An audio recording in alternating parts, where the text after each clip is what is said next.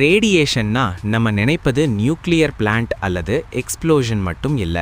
நம்ம தினசரி வாழ்க்கையிலேயே அது இருக்கிறது. மொபைல், வைஃபை, சூரிய ஒளி, நம்ம சுற்றிலும் ரேடியேஷன் எப்போதும் உள்ளது. ஆனா அது எல்லாம் ஆபத்தானதா? இல்ல, அதை புரிந்து கொள்வது முக்கியம். ரேடியேஷன் என்பது எனர்ஜி. அது வேவ்ஸ் அல்லது பார்ட்டிகல்ஸாக டிராவல் ஆகும். லைட், ஹீட் இவை எல்லாம் ரேடியேஷன் தான். அதனால் ரேடியேஷன் என்பது நமக்கு புதியது இல்லை, அது இயற்கையிலேயே உள்ளது. நம்ம வாழ்க்கையில் 2 வகை ரேடியேஷன் இருக்கிறது. நான் அயனைசிங் ரேடியேஷன், இது மொபைல், வைஃபை, டிவி, ப்ளூடூத் போன்றவற்றில் வரும். இது பொதுவாக சேஃப், ஆனால் அதிக எக்ஸ்போஷர் நல்லதில்லை. அயனைசிங் ரேடியேஷன், இது எக்ஸ்ரே, சிடி ஸ்கேன், நியூக்ளியர் சோர்சஸ்லேருந்து வரும்.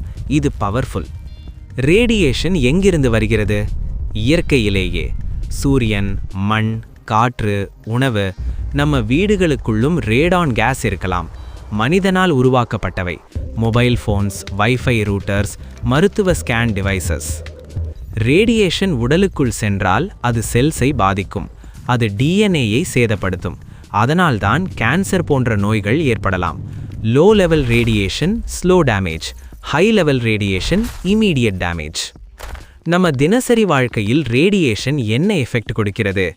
மொபைலை அதிகமாக பயன்படுத்தினால் ஹெட்ஏக், ஸ்லீப் டிஸ்டர்பன்ஸ் வரலாம்.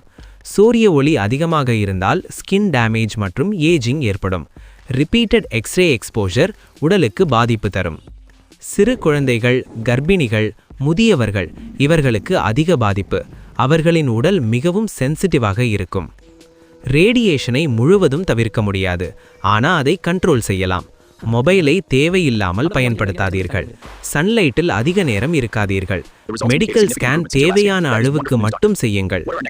ரேடியேஷன் நம்ம வாழ்க்கையின் ஒரு பகுதி. அதை பயப்பட வேண்டாம், ஆனால் புரிந்து கொண்டு பயன்படுத்த வேண்டும்.